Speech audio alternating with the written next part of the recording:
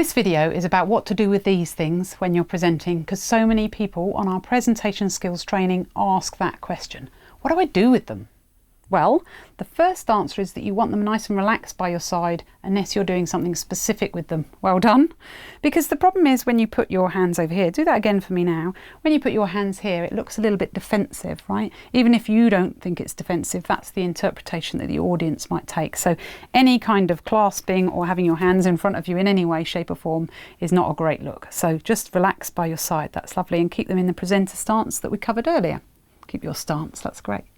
And then if you want to use your hands on purpose, we're going to do some definitive actions. So you would have planned throughout your presentation how you want to use them.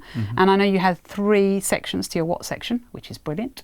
So you might want to do the hand movements for that. So 1, 2 and 3. Do you want to do that for me? 1, 2 and 3. Lovely. And you did it exactly right. Be really keep it off your body, you know, don't do this, don't make it tiny. If you're going to do it, make it big and make it clear. Perfect. And let's say you wanted to do a bar graph as well, didn't you? So you could start here and then finish here.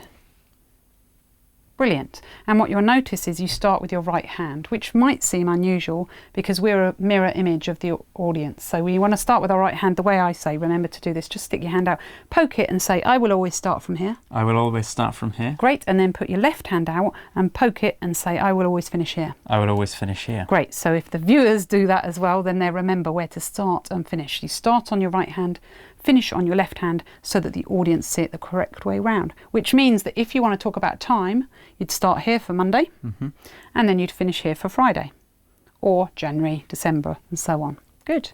Excellent. So that's what you can do with your hands. If you had, you were saying about those 2 departments not getting on so well, so you might want to have 2 departments like this, and then by the end of the presentation you had them working well together, didn't you? So you could do something like that.